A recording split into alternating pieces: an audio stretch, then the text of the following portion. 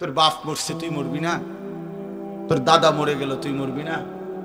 তোর বংশের পূর্বপুরুষ সব কবরে চলে গেল, তুই তো বন্ধু চলে যাবি ভাইয়া। আলা ইয়াদুন্নু উলাইকা আন্নাহুম মাবউসুন। আল্লাহ বলেন এই নাফরমানদেরকে বলেন না বন্ধু, তোমরা কি ভেবেছো হাসরের ময়দানে উঠবা না? লিয়াউমিন আযীম, সেই মহাভয়ঙ্কর হাসরের দিন। ইয়াউমা ইয়াকুমুন নাসু লিরাব্বিল আলামিন। এই শেষ। আল্লাহ বলে বান্দা সেদিন তো হাসরের ময়দানের এত ভয়ানক, একদিন হাসরের ময়দানের 50,000 বছর, এই লম্বা সময় খোদার কসম আল্লাহ বলছে ইয়াকুমুন নাসু, মহান আল্লাহ পাকের সামনে এই কোটি কোটি মানুষ দাঁড়িয়েই থাকবে। এক সেকেন্ডের জন্য নড়াচড়াও করা যাবে না, বসাও যাবে না। অতএব প্রিয় বন্ধু আমার, বাপ আমার, আমি আর পারলাম না সময় দিতে। আমি অনুরোধ করলাম আপনাদের কাছে, নওজোয়ান সাথী আমার, ছেলেরা আমার, আবারও এই দোস্ত, এই প্রিয় ভাই, তোমাদের অনুরোধ করলাম, আল্লাহকে নারাজ করো না। নামাজ পড়ো, নামাজ পড়ো, নামাজ পড়ো, নামাজ পড়ো। বাবারা যারা আছেন, আপনাদের কাছে আমার অনুরোধ, হালাল উপার্জন করেন, ধোঁকা দিয়েন না, প্রতারণা করেন না। হারাম রোজগার, সুদ, ঘুষ, কিস্তি, এই হারাম টাকা ওজনে কম দিয়া ঠকাইয়া বাটপারি করে 2 নম্বরই করে রোজগার করেন না। নিজেও জাহান্নামী হলেন, পরিবারকেও জাহান্নামী বানাইলেন। মা বোনদের কাছে বলি, নিজেরা বেপর্দা জিন্দিগি হয়েন না, আল্লাহর ইবাদত করেন, নিজের ইজ্জত, নিজের পর্দা, নিজের সতীত্বের হেফাজত করেন। আল্লাহ তাআলা আমার এই সবগুলো নওজোয়ানকে নামাজি বান্দা হিসাবে কবুল করে নেন। ওয়াইলুল লিল মুতাফফিফিন, এই 2 জিনিস। 1 নাম্বার, বান্দার হকে যে ঘাটতি করে তার জন্য জাহান্নাম, আল্লাহর হকের মধ্যেও যে ঘাটতি করে তার জন্য জাহান্নাম। আল্লাহ বলেন যারা ঘাটতি করছো তাদেরকে এবার আল্লাহ বলেন আলা ইয়াযুন্নু উলাইকা আন্নাহুম মাবউসুন। হায় নবী, এদেরকে জিজ্ঞেস করেন না, এই তোমরা যে বান্দার হক নষ্ট করছো, আল্লাহর হক নষ্ট করছো, তোমরা কি আখিরাতে হাসরের ময়দানে দাঁড়াইবে না? এই যে আল্লাহ আলা ইয়াযুন্নু উলাইকা আন্নাহুম মাবউসুন, এই তোমরা কি দাঁড়াইবে না? আরে ছেলেরা, বাপ, তোমরা যে নামাজ পড়ো না, এই মুসলমানের বাচ্চা, তুই কি হাসরের ময়দানে দাঁড়াইবি না? বাপ, কেন পড়ো না নামাজ? এই আমার সন্তান, আমার ভাই, আমার ছেলে, কেন নামাজ পড়ো? তুই মরবি না ভাই? তোর বাপ মরছে তুই মরবি না? তোর দাদা মরে গেল তুই মরবি না? তোর বংশের পূর্বপুরুষ সব কবরে চলে গেল, তুই তো বন্ধু চলে যাবি ভাইয়া। আলা ইয়াদুন্নু উলাইকা আন্নাহুম মাবউসুন। আল্লাহ বলেন এই নাফরমানদেরকে বলেন না বন্ধু, তোমরা কি ভেবেছো হাসরের ময়দানে উঠবা না? লিয়াউমিন আযীম, সেই মহাভয়ঙ্কর হাসরের দিন। ইয়াউমা ইয়াকুমুন নাসু লিরাব্বিল আলামিন। এই শেষ। আল্লাহ বলে বান্দা সেদিন তো হাসরের ময়দানের এত ভয়ানক, একদিন হাসরের ময়দানের 50,000 বছর, এই লম্বা সময় খোদার কসম আল্লাহ বলছে ইয়াকুমুন নাসু, মহান আল্লাহ পাকের সামনে এই কোটি কোটি মানুষ দাঁড়িয়েই থাকবে। 1 সেকেন্ডের জন্য নড়াচড়াও করা যাবে না, বসাও যাবে না। অতএব প্রিয় বন্ধু আমার, বাপ আমার, আমি আর পারলাম না সময় দিতে। আমি অনুরোধ করলাম আপনাদের কাছে, নওজোয়ান সাথী আমার, ছেলেরা আমার, আবারও এই দোস্ত, এই প্রিয় ভাই, তোমাদের অনুরোধ করলাম, আল্লাহকে নারাজ করো না। নামাজ পড়ো, নামাজ পড়ো, নামাজ পড়ো, নামাজ পড়ো।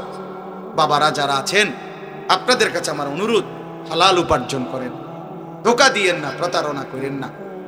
হারাম রোজগার, সুদ, ঘুষ, কিস্তি, এই হারাম টাকা ওজনে কম দিয়া ঠকাইয়া বাটপারি করে 2 নম্বরই করে রোজগার করেন না। নিজেও জাহান্নামী হলেন, পরিবারকেও জাহান্নামী বানাইলেন। চলেন এবার আমি ছোট ছোট 6টা আয়াত পড়ছি, এই আয়াতটার তরজমা বলি, আমার কথা শেষ। আমার আসলে মাগরিবের পরেই বয়ান করার কথা ছিল, আমি উপযুক্ত টাইম দিতে পারি না, আসতে দেরি হয়ে গেছে। আমি এর আগে আরো 2টা মিটিং বয়ান, সারাদিন ঝামেলায় থাকি রাতে, এই কারণে আসতে দেরি হয়েছে। ইনশাআল্লাহ আমি আসলেই আল্লাহ যদি তৌফিক দেয়, আল্লাহ পাক তৌফিক দিলে, সুযোগ দিলে আবার কখনো ইনশাআল্লাহ আরো লম্বা সময়ের জন্য আসবো। 30 নম্বর পারা, 83 নম্বর সূরা। সূরাটার নাম হলো তাতফিফ। আমি যেই সূরাটা পড়ছি তাতফিফ, এই সূরাটার 6টা আয়াত আমি পড়ছি।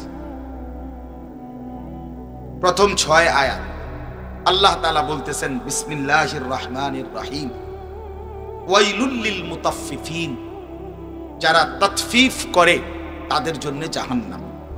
আমি বলতেছি ব্যাখ্যা, আগে তরজমাটা শুনুন। যারা তাতফিফ করে তাদেরকে বলা হয় মুতাফফিফ, তাদের জন্য জাহান্নাম। শব্দটা হলো তাতফিফ, ত আকার তা, ত, তাত, ফ দীর্ঘিকার ফি, ফ, এই তাতফিফ। বুঝছেন নি বাংলাটা? ফ মানে ফল লিখতে যেই ফ, তাতফিফ। আল্লাহ বলেন যারা তাতফিফ করে তাদের জন্য দুর্ভোগ, লাঞ্ছনা, আযাব, জাহান্নাম। প্রশ্ন হলো তাতফিফ কি? ঠিক আছে না? তাতফিফ অর্থ 2টা। প্রথম অর্থ হলো তাতফিফের ওজনে কম দেওয়া, এটাই অর্থ। তাহলে অর্থ এই দাঁড়াইলো, যারা ওজনে কম দেয়, যারা অন্যকে ঠকায়, আল্লাহ বলে তাদের জন্য জাহান্নাম। আল্লাহ আবার নিজেই ব্যাখ্যা করে দিছে পরের 2 আয়াত, আল্লাযীনা ইযা তালু আলান নাসি ইস্তাউফুন। আল্লাহ বলে তাতফিফ কাকে বলে? আল্লাহ নিজেই বলছে, যারা নিজের জন্য যখন নেয় ইস্তাউফুন, তখন পূর্ণ নেয়। ওয়া ইযা কালুহুম আও ওয়াজানুহুম ইউখসিরুন, অন্যকে যখন মাইপা দেয়, অন্যের জন্য যখন দেয়, তখন ইউখসিরুন, কমিয়ে দেয়। নিজে নিলে 60টায় একালি, আরেকজনকে দিলে 3টায়ও একালি হয়ে যায়। বুঝেন নাই কথাটা? নিজে নিলে 1000 গ্রামে 1 কেজি, আর অন্যেরে দিলে মাঝে মধ্যে 900 গ্রামেও কি। তার মানে অন্যকে দেওয়ার সময় কি করে?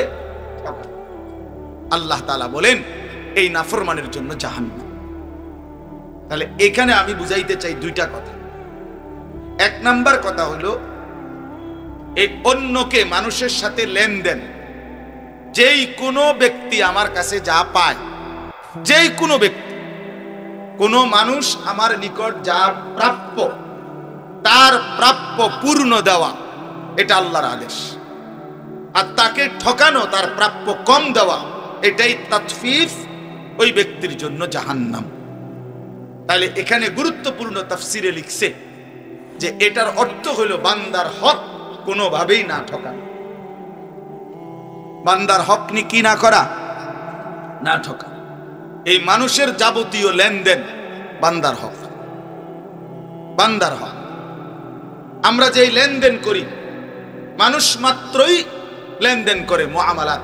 মানুষ সমাজবদ্ধ জীব, মানুষ একা থাকতে পারে না, আর মানুষের সকল প্রয়োজন সে একা নিজে নিজে পূরণ করতে পারবে না। আমি টাকা দেব, আপনি পণ্য দিবেন, আমি পণ্য দিব, আপনি টাকা দিবেন, আমি রিকশার ভাড়া দেব, আপনি রিকশা দিয়ে আমারে নিয়ে যাবেন, আমি শ্রম দেব, আপনি মূল্য দিবেন, ইত্যাদি। মানে মানুষ মাত্রই সমাজবদ্ধ, সঙ্গবদ্ধ মানুষ, একে অপরের প্রয়োজন পূরণ করে, এটাই লেনদেন, এটাই মুআমালা। অতএব এটা বান্দার হক। এই বান্দার হকের মধ্যে কোনো রকমের ঘাটতি করা, কমতি করা, এটা হারাম, ওই ব্যক্তির জন্য জাহান্নাম। তাহলে এক্ষেত্রে প্রথম অর্থ হইল ওজনে কম না দাও, ওজনে কম না দাও। কোরআনুল কারীমের মধ্যে আল্লাহ তাআলা বলছেন, ওয়া আকিমুল ওয়াজনা বিল কিসত ওয়া লা তুখসিরুল মিজান। সূরা আর রহমানের মধ্যে শুরুতেই আছে, আল্লাহ বলেন ইনসাফের সাথে ওজন পূর্ণ করো, কোনোভাবেই ওয়ালা তুখসিরুল মিজান, ওজন কমায় দিও না, ওজন কমায় দিও না। ইমানদার এটা করতে পারে না। তাহলে এটা বান্দার হক। আপনি যে 100 গ্রাম কম দিলেন, আপনি যে একটা জিনিস কম দিলেন, এ তো বান্দার হক নষ্ট করে। আর বান্দার হক নষ্ট করে যে রোজগার কামাই, এটা হারাম। এটা কি বলেন? হারাম। এজন্য আল্লাহর নবী সাল্লাল্লাহু আলাইহি সাল্লাম বলেন, লা ইয়াদখুলুল জান্নাতা জাসাদুন গুজিয়া বিল হারাম। যে শরীর হারাম দ্বারা উপার্জিত, হারাম দ্বারা গড়েছে, তার জন্য জান্নাত হারাম, সেই শরীর জান্নাতে প্রবেশ করবে না।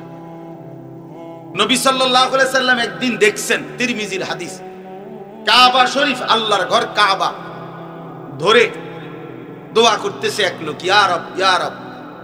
নবীজি সাহাবীদেরকে তাকাইয়া বললেন, দেখো, মাতআমুহু হারাম, মাশরাবুহু হারাম, গুজিয়া বিল হারাম, মালবাসুহু হারাম, ফাআন্না ইউস্তাজাবু লাহু।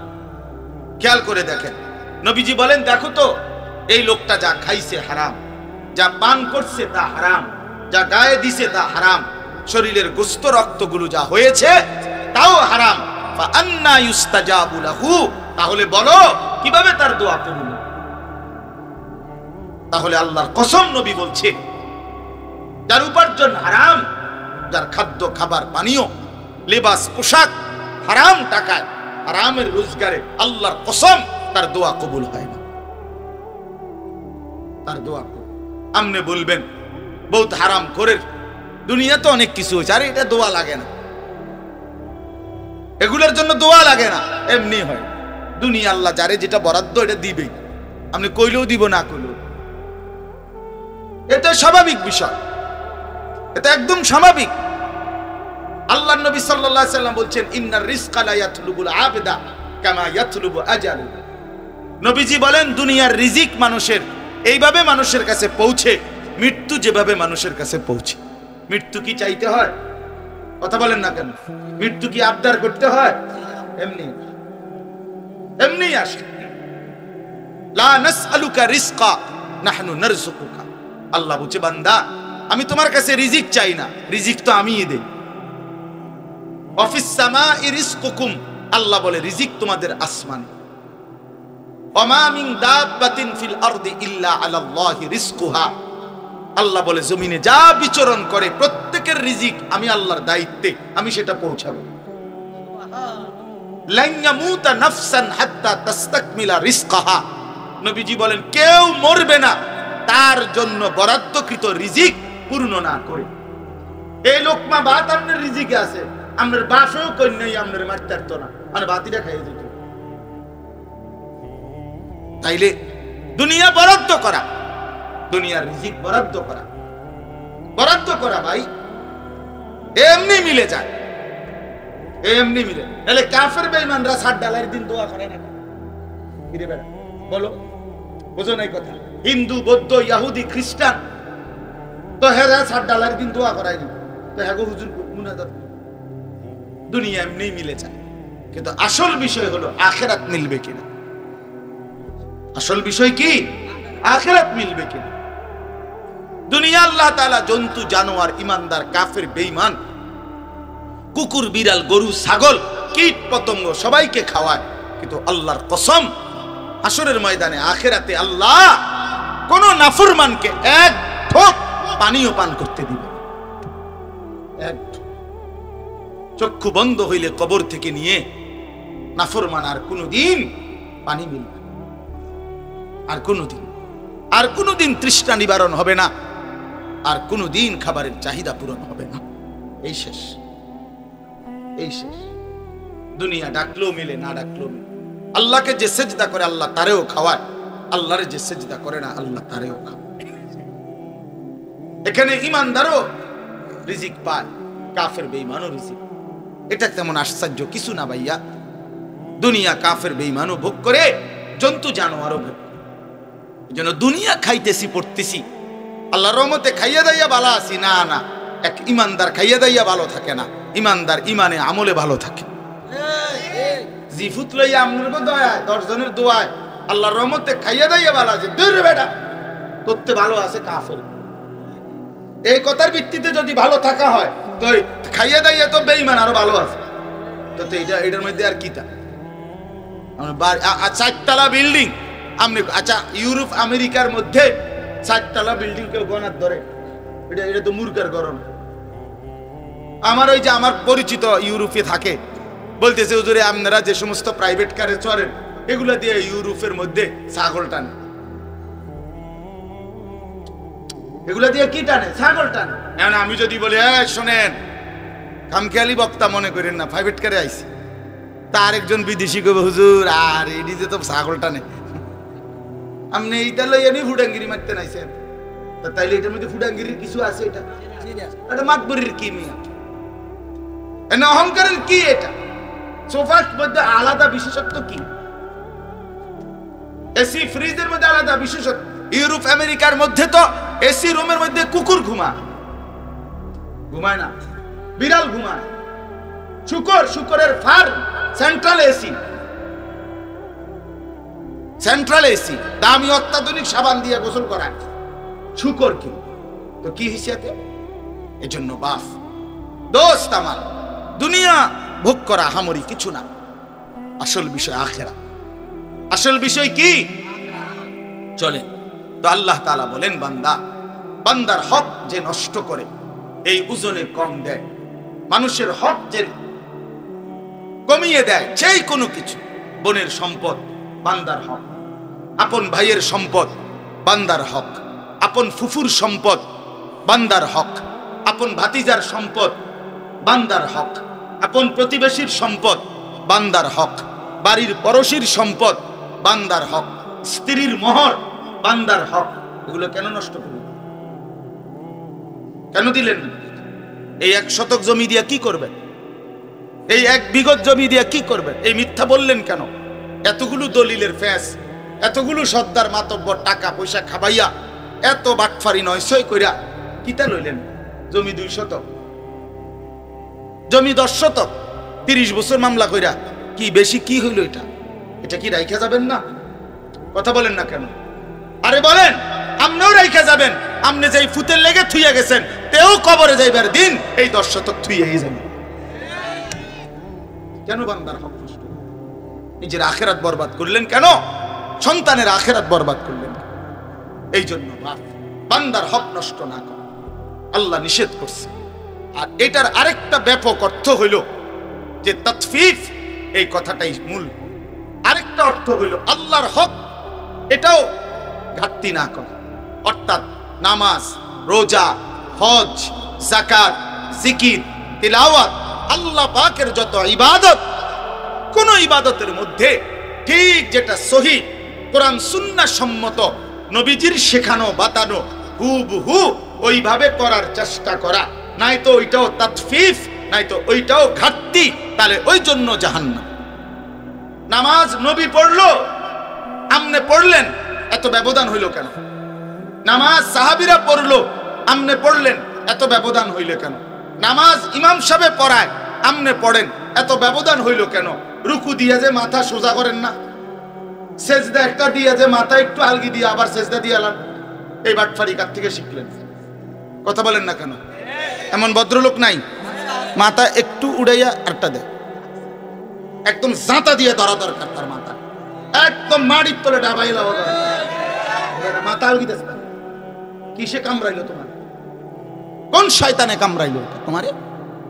রুকুর থেকে সোজা দাঁড়াও না, রুকুর থেকে একটু মাথা আলগি দিয়ে একটা মাথা। সূরা কেরাত অশুদ্ধ, দোয়া কালাম অশুদ্ধ, আত্তাহিয়াতু পড়তে পারে না, দোয়ায়ে কুনুতও পড়তে পারে না। 4 রাকাত নামাজ পড়ে মনোজনে 1-1.5 মিনিট। ওইটা কি মেশিন? কি মেশিন লাগাইলো? এটা জাপানি মেশিন। তার মানে আসলে কিচ্ছু তো জানে না, ভুল ফালতু। এই জন্য একটা ওড়ন নাম আর কি। এই জন্য বললাম সাধারণ শিক্ষিত হন আর জেনারেল শিক্ষিত হন আর কোন পড়া, এগুলো কোনো বিষয় না। মুসলমান মাত্রই আল্লাহর ইবাদতের মধ্যেও কোন রকমের ঘাটতি কমতি করা যাবে না। এই কথা আমার শেষ। ওয়াইলুল লিল মুতাফফিফিন, এই 2 জিনিস। 1 নাম্বার, বান্দার হকে যে ঘাটতি করে তার জন্য জাহান্নাম, আল্লাহর হকের মধ্যেও যে ঘাটতি করে তার জন্য জাহান্নাম। আল্লাহ বলেন যারা ঘাটতি করছো তাদেরকে এবার আল্লাহ বলেন আলা ইয়াযুন্নু উলাইকা আন্নাহুম মাবউসুন। হায় নবী, এদেরকে জিজ্ঞেস করেন না, এই তোমরা যে বান্দার হক নষ্ট করছো, আল্লাহর হক নষ্ট করছো, তোমরা কি আখিরাতে হাসরের ময়দানে দাঁড়াইবে না? এই যে আল্লাহ তাআলা আলা ইয়াযুন্নু উলাইকা আন্নাহুম মাবউসুন, এই তোমরা কি দাঁড়াইবে না? আরে ছেলেরা, বাপ, তোমরা যে নামাজ পড়ো না, এই মুসলমানের বাচ্চা, তুই কি হাসরের ময়দানে দাঁড়াইবি না বাপ? কেন পড়ো না নামাজ? এই আমার সন্তান, আমার ভাই, আমার ছেলে, কেন নামাজ পড়ো? তুই মরবি না ভাই? তোর বাপ মরছে, তুই মরবি না? তোর দাদা মরে গেল, তুই মরবি না? তোর বংশের পূর্বপুরুষ সব কবরে চলে গেল, তুই তো বন্ধু চলে যাবি ভাইয়া। আলা ইয়াযুন্নু উলাইকা আন্নাহুম মাবউসুন। আল্লাহ বলেন এই নাফরমানদেরকে বলেন না, বন্ধু তোমরা কি ভেবেছো হাসরের ময়দানে উঠবা না? লিয়াউমিন আযীম, সেই মহা ভয়ঙ্কর হাসরের দিন। ইয়াউমা ইয়াকুমুন নাসু লিরাব্বিল আলামিন। এই শেষ। আল্লাহ বলে বান্দা, সেদিন তো হাসরের ময়দানের এত ভয়ানক, একদিন হাসরের ময়দানের 50,000 বছর, এই লম্বা সময় খোদার কসম আল্লাহ বলছে ইয়াকুমুন নাসু, মহান আল্লাহ পাকের সামনে এই কোটি কোটি মানুষ দাঁড়িয়েই থাকবে। এক সেকেন্ডের জন্য নড়াচড়াও করা যাবে না, বসাও যাবে না। অতএব প্রিয় বন্ধু আমার, বাপ আমার, আমি আর পারলাম না সময় দিতে। আমি অনুরোধ করলাম আপনাদের কাছে, নওজোয়ান সাথী আমার, ছেলেরা আমার, আবারও এই দোস্ত, এই প্রিয় ভাই, তোমাদের অনুরোধ করলাম, আল্লাহকে নারাজ করো না। নামাজ পড়ো, নামাজ পড়ো, নামাজ পড়ো, নামাজ পড়ো। বাবারা যারা আছেন, আপনাদের কাছে আমার অনুরোধ, হালাল উপার্জন করেন, ধোঁকা দিয়েন না, প্রতারণা করেন না। হারাম রোজগার, সুদ, ঘুষ, কিস্তি, এই হারাম টাকা ওজনে কম দিয়া ঠকাইয়া বাটপারি করে 2 নম্বরই করে রোজগার করেন না। নিজেও জাহান্নামী হলেন, পরিবারকেও জাহান্নামী বানাইলেন। মা বোনদের কাছে বলি, নিজেরা বেপর্দা জিন্দিগি হয়েন না, আল্লাহর ইবাদত করেন, নিজের ইজ্জত, নিজের পর্দা, নিজের সতীত্বের হেফাজত করেন। আল্লাহ তাআলা আমার এই সবগুলো নওজোয়ানকে নামাজি বান্দা হিসাবে কবুল করে নেন। আজকের এই মাহফিলকে ভরপুর বরকত দান করেন। সবাই বসে শুনেন, আরো উলামায়ে কেরাম নসিহত করবে, দোয়া হবে। আপনাদের জন্য মেহমানদারি তাবারুকের ব্যবস্থা আছে, আপনারা গ্রহণ করে এরপরে যাবেন। আমার একটা হাত জোর করা অনুরোধ, ছেলেরা আমার এই মুসাফার জন্য আটকায়ও না ভাই, আমার একেবারে অনুরোধ, আমি অনেক দূরে যাইতে হবে, আমি অনুরোধ করলাম, আমার আটকায়ও না, আমি ডাইরেক্ট যাইতে হবে। এই জন্য দয়া করে কেউ হুড়াহুড়ি করো না।